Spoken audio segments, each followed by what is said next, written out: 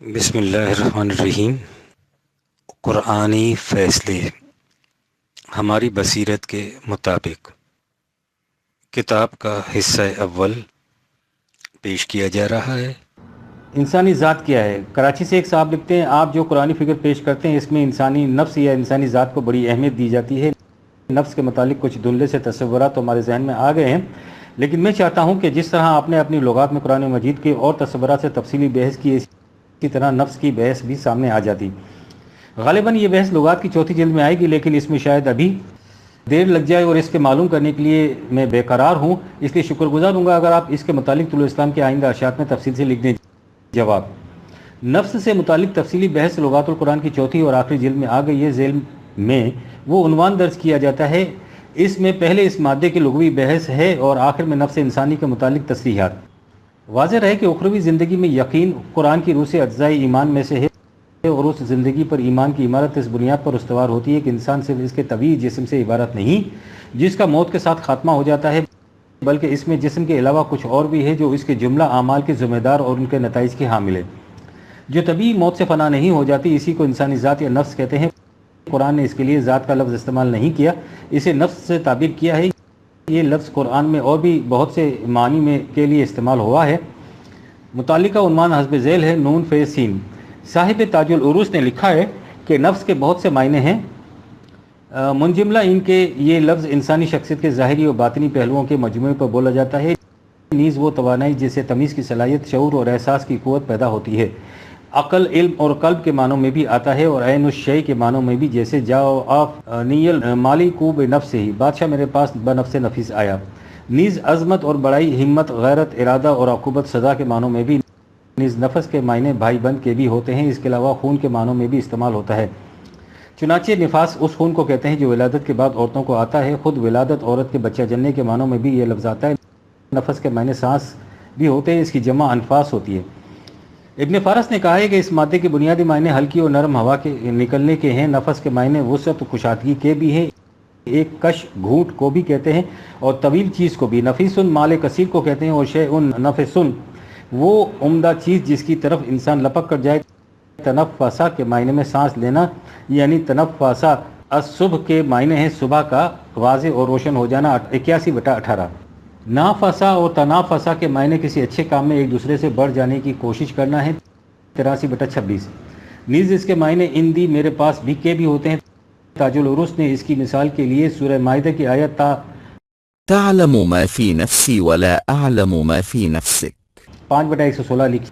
اس کا مطلب یہ ہے کہ میرے رب، جو کچھ میرے دل میں ہے تو اسے جانتا ہے، لیکن جو کچھ تیرے ہاں پاس ہے میں اسے نہیں جانتا۔ اس کے علاوہ اس کے معنی عقوبت یا سزائے اعمال کے بھی ہیں، مثلاً وَيُحَذِّرُكُمُ اللَّهُ نَفْسَهُ 3/28۔ اس کا مطلب یہ نہیں ہے کہ خدا تمہیں اپنے آپ سے یا اپنی ذات سے ڈراتا ہے، اس کا مطلب یہ ہے کہ اللہ تمہیں اپنے قانون مکافات کی روح سے مرتب ہونے والے تباہ کن نتائج سے محتاط رہنے کی تاکید کرتا ہے۔ انفاسن کے معنی بھائی بند کے بھی ہیں، 2/84، اور خود اپنا آپ بھی 2/44۔ اس قسم کے مقامات میں یہ ان معنی میں استعمال ہوتا ہے جن معنی میں انگریزی زبان میں مثلا مائی سیلف یا یور سیلف یا ہم سیلف وغیرہ استعمال ہوتے ہیں۔ علاوہ ازیں اس لفظ نفسن کو قرآن کریم نے اس شے کے لیے بھی استعمال کیا ہے جسے ہم انسانی ذات، ہیومن پرسنالٹی یا اقبال کی اصطلاح میں خودی، سیلف یا انا، آئی ایم نیس کہتے ہیں۔ یہ مفہوم وضاحت طلب ہے۔ اگر یہ کہا جائے کہ دین کی اصل و بنیاد انسانی ذات کے اقرار پر استوار ہو تو اس میں قطعاً مبالغہ نہیں ہوگا۔ دنیا میں اصولی طور پر دو قسم کے تصورات حیات پائے جاتے ہیں۔ ایک تصور حیات یہ ہے کہ انسانی زندگی محض طبعی زندگی، فزیکل لائف ہے، انسانی طبعی قوانین کے مطابق زندہ رہتا ہے اور انہی قوانین کے ماتحت اس کے جسم کی پرورش ہوتی ہے اور انہی قوانین کی روح سے یہ آخر الامر مر جاتا ہے، اور جب اس کے تنفس، سانس کے آمد و رفت کا سلسلہ ختم ہو جاتا ہے تو اس کے ساتھ ہی اس فرد کا خود بھی خاتمہ ہو جاتا ہے۔ عصر حاضر کی زبان میں اس سے مادی نظر حیات، میکانسٹک کانسیپٹ آف لائف کہتے ہیں، جسے عام طور پر مغربی تہذیب کہا جاتا ہے۔ وہ اسی نظریے کی مظہر ہے۔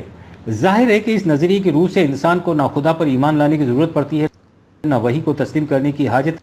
اس نظریے کے قائل اگر خدا کی ہستی کا اقرار بھی کر لیں گے تو زیادہ سے زیادہ اس حد تک کہ کائنات کو خدا نے پیدا کیا ہے اور وہ اس کے قوانین کے مطابق سرگرم عمل ہے، لیکن ظاہر ہے کہ خدا پر اس قسم کے ایمان سے انسانی زندگی پر کچھ اثر نہیں پڑتا۔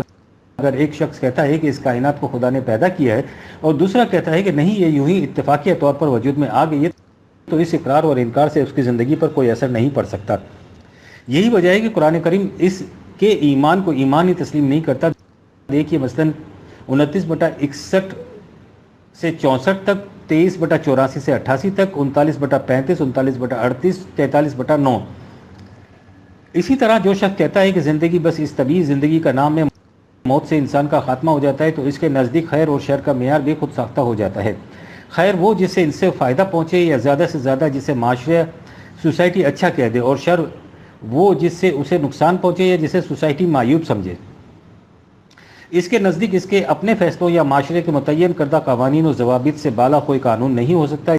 اس کی زندگی کا مقصد اپنے جذبات کی تسکین ہوتا ہے اور بس۔ قرآن کریم اسے کفر کی زندگی قرار دیتا ہے۔ سورہ جاسیہ میں ہے افرأیت من اتخذ الہہ ہوا، کیا تم نے اس شخص کی حالت پر بھی غور کیا ہے جو اپنے ہی جذبات کو الہ بنا لیتا ہے؟ اس کا نتیجہ یہ ہوتا ہے کہ وَعَدَلَّهُ اللَّهُ عَلَى علم، وہ قانون خداوندی کے مطابق اپنے علم کے باوجود غلط روش زندگی پر چلتا ہے۔ وَخَتَمَ عَلَى سَمْعِهِ وَقَلْبِهِ وَجَعَلَ عَلَى بَصَرِهِ غِشَاوَةً، اور جذبات پرستی کا طوفان اس کے کان اور دل پر مہر لگا دیتا ہے اور اس کی آنکھوں پر پردے پڑ جاتے ہیں۔ فَمَن يَهْدِيهِ مِن بَعْدِ اللَّهِ أَفَلَا تَذَكَّرُونَ 45/23۔ اور یہ ظاہر ہے کہ جو شخص خدا کے مقرر کردہ قانون کے مطابق اس حالت تک پہنچ جائے، اس کی صحیح راستے کی طرف بجز خدا کے قانون کے اور کون رہنمائی کر سکتا ہے؟ تو کیا تم ایسے شخص کی حالت دیکھ کر نصیحت حاصل نہیں کر سکتے؟ یہ وہ لوگ ہیں وَقَالُوا مَا هِيَ إِلَّا حَيَاتُنَا الدُّنْيَا نَمُوتُ وَنَحْيَا وَمَا يُهْلِكُنَا إِلَّا الدَّهْرُ، جو کہتے ہیں کہ زندگی بس اسی دنیا کی زندگی ہے، ہم قوانین طبیعی کے مطابق مرتے ہیں اور جیتے ہیں، اور مرور زمانہ وقت ہمیں ہلاک کر دیتا ہے۔ وَمَا لَهُمْ بِذَلِكَ مِنْ عِلْمٍ إِنْ هُمْ إِلَّا يَظُنُّونَ 45/24۔ انہیں حقیقت حال کا کچھ علم نہیں ہوتا، یہ محض ظن و قیاس سے کام لے کر اس قسم کا تصور قائم کر لیتے ہیں۔ قرآن کریم اس زندگی کو حیوانی سطحی زندگی قرار دیتا ہے۔ وَالَّذِينَ كَفَرُوا يَتَمَتَّعُونَ وَيَأْكُلُونَ كَمَا تَأْكُلُ الْأَنْعَامُ 47/12۔ جو لوگ اس بلند سطحی زندگی سے انکار کرتے ہیں وہ حیوانوں کی طرح کھاتے پیتے اور سامان ضد سے فائدہ اٹھاتے اور پھر مر جاتے ہیں۔ اس کے برعکس دوسرا تصور زندگی یہ ہے کہ انسانی زندگی صرف اس کے جسم کی زندگی نہیں، جسم کے علاوہ انسان میں ایک اور شے بھی ہے جسے اس کی ذات یا نفس کہتے ہیں۔ یہ قوانین طبیعی کے ماتحت نہیں ہوتی، نہ ہی جسم کی موت سے اس کا خاتمہ ہو جاتا ہے۔ اس سے انسان مرنے کے بعد بھی زندہ رہتا ہے۔ اگر اس کی مناسب نشو و نما کی جائے تو انسان کی موجودہ زندگی بھی خوشگوار اور سرسبز شاداب ہوتی ہے، اور مرنے کے بعد وہ زندگی کے مزید ارتقائی منازل طے کرنے کے قابل ہو جاتا ہے۔ انسانی ذات کی نشو و نما ان قوانین کی روح سے ہوتی ہے جو خدا کی طرف سے حضرات انبیاء کرام کی وساطت سے بذریعہ وحی ملتی ہیں، جو قرآن کریم کے اندر محفوظ ہیں۔ اس سے آپ نے دیکھ لیا کہ انسانی ذات پر ایمان اور خدا، وحی، نبوت اور آخرت پر ایمان کس طرح لازم و ملزم ہیں۔ انسانی ذات کیا ہے یہ نہ بتایا جا سکتا ہے اور نہ سمجھا جا سکتا ہے، اس لیے کہ یہ کوئی مادی شے نہیں۔ انسانی ذات کا مظاہرہ اس کے اختیار اور ارادے سے ہوتا ہے، اس لیے ہم یوں کہہ سکتے ہیں کہ یہ ایک ایسی غیر مادی شے ہے جو اختیار اور ارادے کی استعداد کی حامل ہے۔ اختیار اور ارادہ بصورت مطلق اور کلی طور پر خدا کو حاصل ہے، اور اس کا عطا کردہ محدود شکل میں انسان کو حاصل ہے۔ اس کے سوا کائنات میں کسی اور کو اختیار اور ارادہ حاصل نہیں، اسی لیے اسے خدا نے روحانہ کہہ کر پکارا ہے، یعنی الوہیاتی توانائی، ڈیوائن انرجی۔ دیکھیے عنوان رے واو ہے۔ اگر انسان قوانین خداوندی کا اتباع کرے تو اس کی ذات میں حد بشریت کے اندر صفات خداوندی منعکس ہوتی جاتی ہے، اسی کو اس کی ذات کی نشو و نما کہتے ہیں۔ واضح رہے کہ انسانی ذات ذات خداوندی کا جزء نہیں، ذات وہ خدا کی ہو یا انسان کی ایک غیر منقسم وحدت انڈیویزیبل ہول ہوتی ہے جس کے حصے بخیر نہیں ہو سکتے۔ چونکہ انسان کے ہر عمل کی بنیاد اس کے ارادے پر ہوتی ہے، اس لیے اس کے ہر عمل کا اثر اس کی ذات پر مرتب ہوتا ہے، حتیٰ کہ اس کے دل میں گزرنے والے خیالات اور نگاہ کی خیانت تک کا بھی۔ 40/19۔ یہی اس کا اعمال نامہ ہے جو اس کی گردن میں لٹکا رہتا ہے۔ 17/12۔ اسی کو وہ ظہور نتائج کے وقت پڑھے گا۔ اقرا کتابک کفی بنفسک اليوم علیک حسیبا 17/14۔ تو آج اپنی کتاب پڑھ، آج تیرا نفس خود تیرا حساب لینے کے لیے کافی ہے۔ 75/14-15۔ اسی سے انسانی ذات کی انفرادیت انڈیویجولیٹی ثابت ہوتی ہے۔ 6/94 اور 19/95۔ یعنی ہر انسانی ذات منفرد یونیک ہوتی ہے اور اس کے ہر عمل کا اثر اس کے اپنے اوپر ہوتا ہے، کوئی دوسرا اس میں شریک نہیں ہو سکتا۔ وَلَا تَكْسِبُ كُلُّ نَفْسٍ إِلَّا عَلَيْهَا وَلَا تَزِرُ وَازِرَةٌ وِزْرَ أُخْرَىٰ 6/164۔ ہر نفس کو اپنے اعمال کا خمیازہ بھگتنا پڑتا ہے۔ کوئی بوجھ اٹھانے والا کسی دوسرے کا بوجھ نہیں اٹھا سکتا۔ اس ضمن میں حسب ذیل آیت بھی دیکھی 6/104، 10/108، 17/7، 17/15، 27/92، 29/6، 30/44، 21/12، 35/18، 39/41، 41/42، 45/15، 39/7، 53/38۔ جب اتباع قوانین خداوندی سے انسانی ذات کی نشوونما ہوتی ہے تو جیسا کہ پہلے کہا جو چکا ہے، اس میں زندگی کے مزید ارتقائی منازل طے کرنے کی صلاحیت پیدا ہو جاتی ہے۔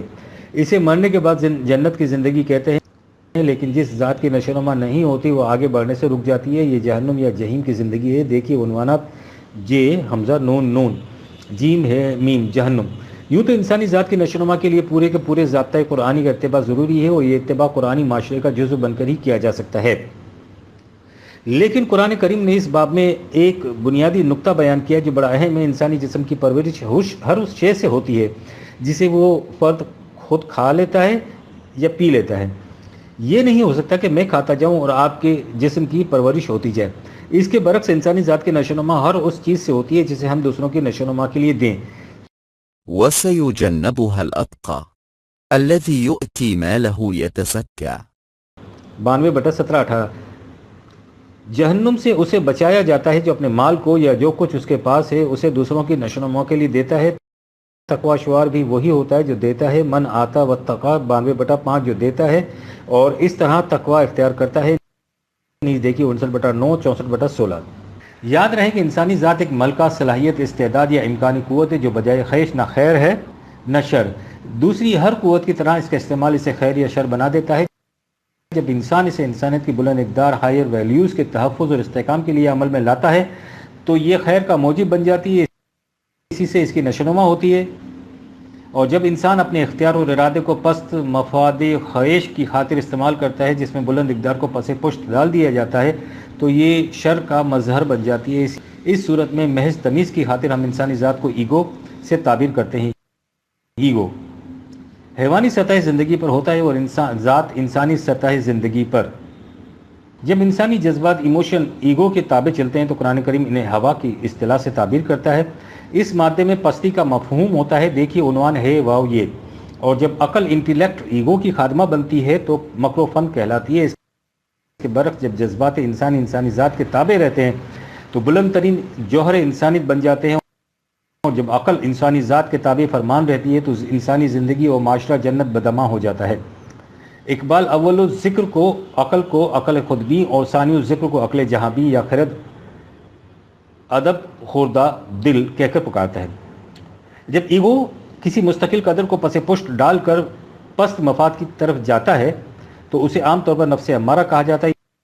یہ اصطلاح قرآن کریم کی اس آیت سے لی گئی ہے جس میں اس نے عزیز مصر کی بیوی کا یہ قول نقل کیا ہے، ان النفس لامارۃ بالسوء 12/53۔ یقیناً نفس برائی کا حکم دیتا رہتا ہے۔ اس کے معنی یہ نہیں ہے کہ نفس انسانی ہے ہی برائی کا حکم دینے والا، بالکل نہیں۔ یہ ایگو کے متعلق کہا گیا، چنانچہ اس کے بعد ہے الی ما رحم ربی 12/53، باجوز اس کے جس پر خدا کی رحمت ہو۔ یہ نفس کی وہ سطح ہوگی جسے ہم نے انسانی ذات سے تعبیر کیا ہے۔ بعض اوقات نفس انسانی کی یہ کیفیت بھی ہوتی ہے کہ جب اس سے کوئی برائی سرزد ہو جائے تو اس کے بعد اس میں احساس ندامت بیدار ہو جاتا ہے۔ یہ در حقیقت ایگو اور ذات میں ایک قسم کی کشمکش کی حالت ہوتی ہے۔ اسے قرآن کریم نے نفس لوام کہا ہے 75/2، یعنی ملامت کرنے والا نفس۔ اس سلسلے میں اتنا سمجھ لینا ضروری ہے کہ انسانی ذات میں اس کی استعداد نہیں کہ وہ خیر اور شر میں خود تمیز کر سکے۔ خیر اور شر کی تمیز صرف وحی کی روح سے ہو سکتی ہے۔ نفس لوام میں اسی بات پر ملامت کرے گا جسے وہ معیوب سمجھتا ہے، لیکن یہ ضروری نہیں کہ جس بات کو وہ معیوب سمجھتا ہے وہ در حقیقت معیوب ہو، اور جسے وہ محمود قرار دیتا ہے وہ در حقیقت ممدوح ہو۔ تفصیل اس اجمال کی لام ہے میم اور فے تے رے کے عنوانات میں ملے گی۔ جب انسان خالص قوانین خداوندی کا اتباع کرتا ہے تو ایگو اور ذات کی کشمکش ختم ہو جاتی ہے، ذات پست جاذبیتوں پر غالب آ جاتی ہے۔ اسے قرآن کریم نے نفس مطمئنہ سے تعبیر کیا ہے 89/27، جس کی زندگی جنت کی زندگی ہے 89/29۔ اس عصر حاضر کے علم النفس کی زبان میں انٹیگریٹڈ پرسنالٹی کہا جائے گا، اس کے برعکس ڈس انٹیگریٹڈ پرسنالٹی ہوگی۔ قرآن کریم نے نفس کی ان دونوں کیفیتوں کو فجورہا و تقواہا سے تعبیر کیا ہے۔ تفصیل کے لیے دیکھیے عنوان لام ہے میم اور ذات کی نشوونما ڈیولپمنٹ کو انسانی زندگی کا مقصود اور کامیابی کا کامرانی بتایا ہے 91/10۔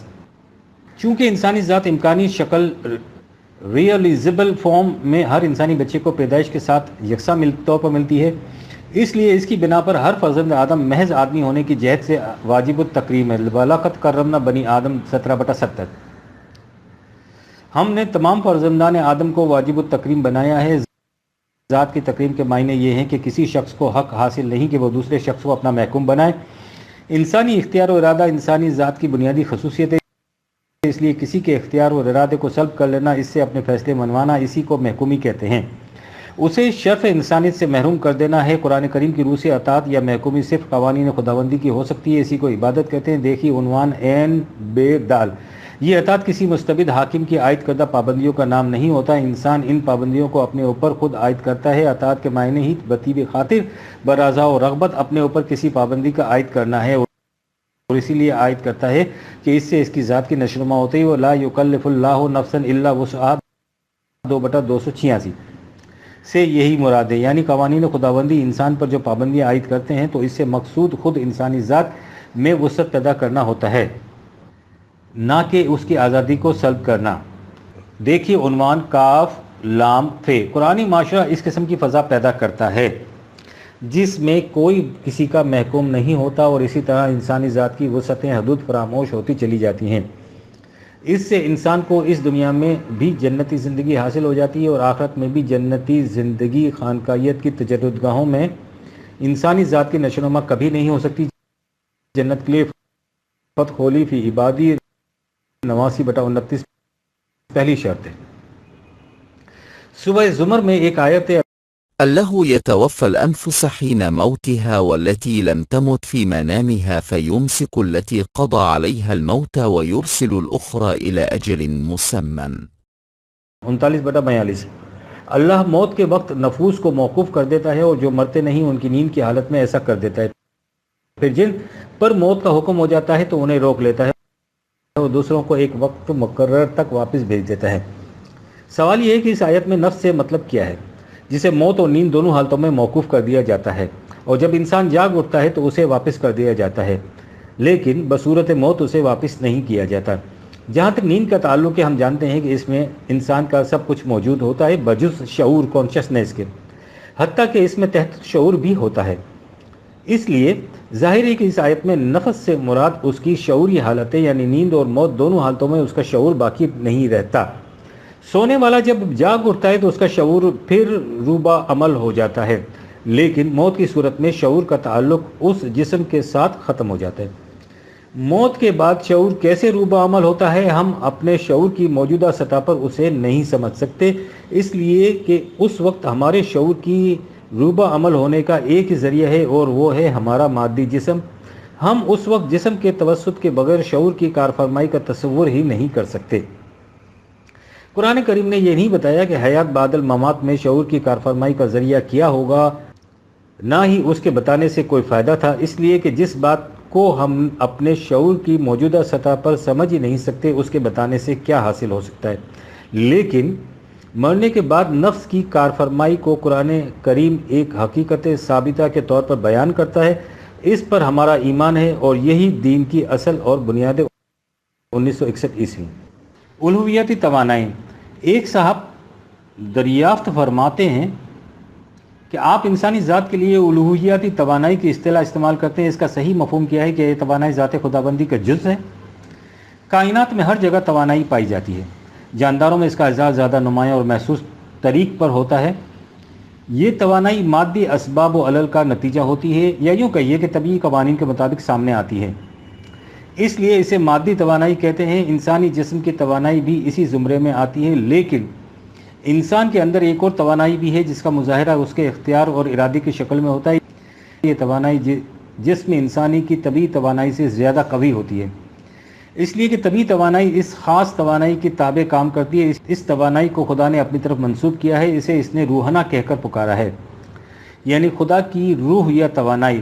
اس سے یہ بتانا مقصود ہے کہ یہ توانائی مادی قوانین سے متعلق نہیں، خدا کی طرف سے براہ راست ملی ہے، یہ انسانی ذات ہے، اسی کو میں الوہیتی توانائی سے تعبیر کرتا ہوں۔ الوہیتی ہمارے ہاں کی ایک قدیم اصطلاح ہے اور اس کے معنی ہیں الہ کی طرف منسوب، لہٰذا الوہیتی توانائی سے مراد ایسی توانائی جو مادے کی پیداوار نہیں بلکہ براہ راست خدا کی طرف منسوب ہے۔ واضح ہے کہ خود مادی توانائی بھی غیر از خدا کی پیدا کردہ نہیں ہوتی، وہ ان قوانین کے ماتحت پیدا ہوتی ہے جو خدا نے مادے سے متعلق متعین کر رکھے ہیں۔ انسانی توانائی کو اس نے خاص طور پر اپنی طرف منسوب اس لیے کیا ہے کہ یہ حقیقت واضح ہو جائے کہ یہ مادی توانائی سے الگ اور ممتاز ہے۔ یہ توانائی خدا کی ذات کا حصہ نہیں ہے، ذات کے حصے بکھرے نہ ہو نہیں سکتے۔ یہی وجہ ہے کہ میں انسانی ذات یا الوہیتی توانائی کے ساتھ یہ لکھ دیا کرتا ہوں کہ یہ خدا کی عطا کرتا ہے، ذات خداوندی کا جز نہیں ہے۔ اسے ذات خداوندی سے جدا شدہ حصہ سمجھنا ہندوؤں کے فلسفہ ویدانت کا پیدا کردہ تصور یہ ہے کہ یہ ذات خداوندی کا حصہ ہے۔ انسانی ذات اللہ تعالیٰ کی عطا کردہ توانائی ہے جو نہ اس کی ذات کا حصہ ہے نہ اس کا منتہا، نہ ہی اس کی ذات سے جا کر مل جانا۔ یہ توانائی غیر نشوونما یافتہ شکل انڈیولپڈ فارم میں ملتی ہے اور اسے نشوونما دینا انسانی زندگی کا مقصود ہے۔ اسی لیے قرآنی معاشرہ قائم کیا جاتا ہے۔ انسان کے ہر عمل کا اثر اس کی ذات پر مرتب ہوتا ہے اور اس کی ذات اس کے طبیعی جسم کی موت کے ساتھ ختم نہیں ہوتی۔ 1960 عیسوی۔